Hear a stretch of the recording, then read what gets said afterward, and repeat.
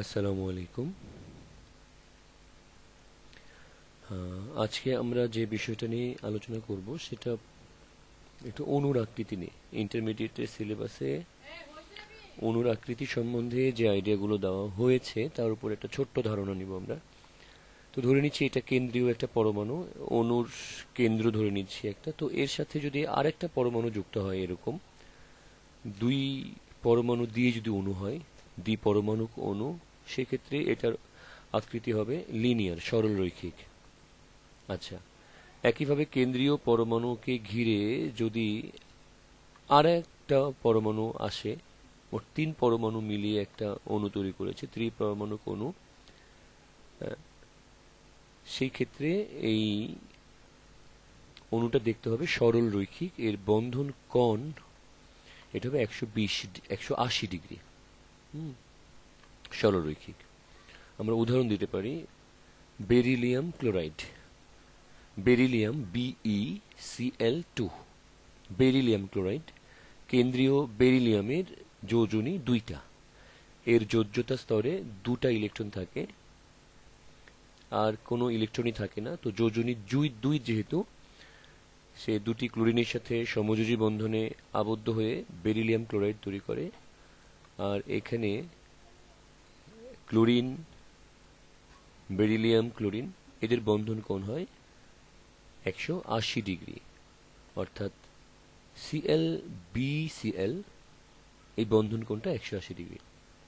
আচ্ছা, যদি এরকম হয় যে চার পরমাণুক অণু, অর্থাৎ কেন্দ্রে একটা পরমাণু থাকবে আর তার সাথে যুক্ত হবে আরো তিনটা পরমাণু, তো সেই ক্ষেত্রে এটাও সমতলীয় হবে। সমতলীয় ত্রিকোণাকার বলা হয় এটাকে। এটার বন্ধন কোণ 120 ডিগ্রি করে হবে। লিনিয়ার না, এটা সমতলীয়, এবং এই সবগুলো অ্যাটম একই সমতলে থাকতেছে, আর বাকি তিনটা 120 ডিগ্রি করে অবস্থান করেছে। সমতলীয় ত্রিকোণাকার বলা হয়। উদাহরণ দিতে পারি আমরা, boron try chloride. Boron try chloride, এখানে কেন্দ্রীয় বোরন পরমাণুর যোজ্যতা স্তরে তিনটি ইলেকট্রন থাকে। উত্তেজিত অবস্থায় এর তিনটি অযুগল ইলেকট্রন থাকে। এর সাথে তিনটা ক্লোরিন পরমাণু যুক্ত হয়ে তৈরি করে বোরন ট্রাইক্লোরাইড, এবং এদের মধ্যে বন্ধন কোণ হয় 120 ডিগ্রি করে। কেন্দ্রকে ঘিরে সমদূরবর্তী হয় এই তিনটা ক্লোরিন পরমাণু। সমতলীয় ত্রিকোণাকার এই গঠনের নাম বোরন ট্রাইক্লোরাইড। আচ্ছা, এবার কেন্দ্রীয় পরমাণুকে ঘিরে যদি চারটা ভিন্ন কোনো পরমাণু যুক্ত হয়, যেমন মিথেনে একটা কার্বনের সাথে চারটা হাইড্রোজেন যুক্ত হয়ে আছে। মিথেনের কেন্দ্রীয় কার্বনে তার যোজ্যতা স্তরে চারটা ইলেকট্রন থাকে। উত্তেজিত অবস্থায় কার্বনের যোজ্যতা স্তরে চারটা অযুগল ইলেকট্রন থাকে, এর সাহায্যে চারটা হাইড্রোজেনের সঙ্গে যুক্ত হয়। তো এতে করে তৈরি হয় মিথেন অণু। এটা মিথেন অণুর একটা মডেল। তো এখানে কেন্দ্রীয় পরমাণুকে ঘিরে চারটা যে পরমাণু, এরা পরস্পর থেকে সমদূরবর্তী হয়। চতুস্তলকীয় কাঠামো বলা হয় এটাকে। সবাই 109.5 ডিগ্রি করে দূরবর্তী হয় পরস্পর থেকে। একদম আইডেন্টিক্যাল, এটা চারদিকে তারা সমদূরবর্তী অবস্থায় আছে, এবং এটা চতুস্তলকের চার শীর্ষ বরাবর বন্ধন কোণ 109 ডিগ্রি করে। একদম চারদিক থেকে এটা আইডেন্টিক্যাল, একদম চারটা CH বন্ধন আছে, সবগুলো দেখতে একরকম। তো এটা হচ্ছে গিয়ে মিথেনের, অথবা আমরা কার্বন টেট্রা ক্লোরাইডকেও বিবেচনা করতে পারি। এই কার্বন, কেন্দ্রীয় কার্বনের সাথে চারটা ক্লোরিন পরমাণু যুক্ত হয়ে আছে, তো কাঠামোটা এরকম হবে। আচ্ছা, আমরা যদি কেন্দ্রীয় পরমাণুর সাথে পাঁচটি পরমাণু যুক্ত আছে এরকম একটা অণু বিবেচনা করি, ফসফরাস পেন্টাক্লোরাইড উদাহরণ হতে পারে। কেন্দ্রীয় ফসফরাসের সাথে ক্লোরিন, ক্লোরিন, ক্লোরিন, উপরেও ক্লোরিন, নিচেও ক্লোরিন। তো এখানে দেখা যাচ্ছে তিনটা ক্লোরিন পরমাণু একদম এক সমতলে অবস্থিত। সমতলীয় ত্রিকোণাকার বলতে পারি এটাকেও আমরা। তিনটা ক্লোরিন পরমাণু এক সমতলে অবস্থিত, আর ওই সমতলের সাথে লম্বভাবে উপরে একটা ক্লোরিন, নিচের দিকে একটা ক্লোরিন আছে। এইভাবে 5টা ক্লোরিন পরমাণু ফসফরাসকে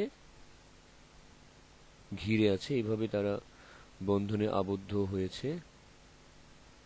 এই কাঠামোকে বলা হয়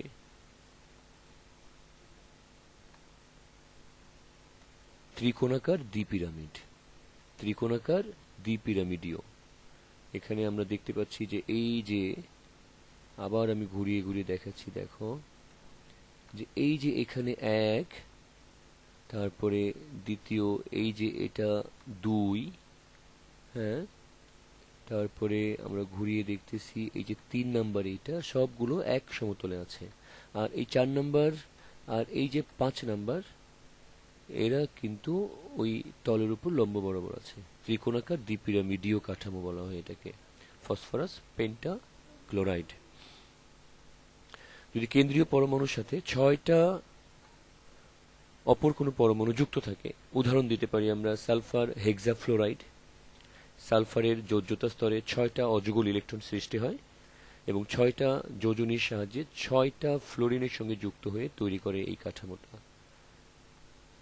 তো এই ক্ষেত্রে 4টা ফ্লোরিন বা 4টা পরমাণু একই সমতলে অবস্থান করতেছে। এখানে ওদেরকে বলা যেতে পারে সমতলীয় বর্গাকার অবস্থায় আছে 4টা, আর তাদের যে সমতলটা, সেই তলের সাথে বাকি দুইটা ফ্লোরিন লম্বভাবে অবস্থান করতেছে, বাকি দুইটা ফ্লোরিন লম্বভাবে অবস্থান করছে। এই যে 4টা এক সমতলে আছে, এক সমতলে আছে 4টা, বাকি দুটা উপরে এবং নিচে লম্বভাবে আছে। কাঠামোটা জিওমেট্রিক নাম হচ্ছে অষ্টতলকীয়। অষ্টতলকীয় কাঠামো। আমরা ব্যাপারটা বুঝতে পেরেছি যে 6টা ফ্লোরিন পরমাণু কেন্দ্রীয় সালফারের সাথে অষ্টতলকীয়ভাবে যুক্ত হয়ে থাকে। তো এইভাবে আমরা একটু রিভিউ করতে পারি ব্যাপারটা, যে কেন্দ্রীয় পরমাণুর সাথে 6টা থাকলে চারদিকে 4টা সমতলে থাকে, উপরে একটা নিচে একটা।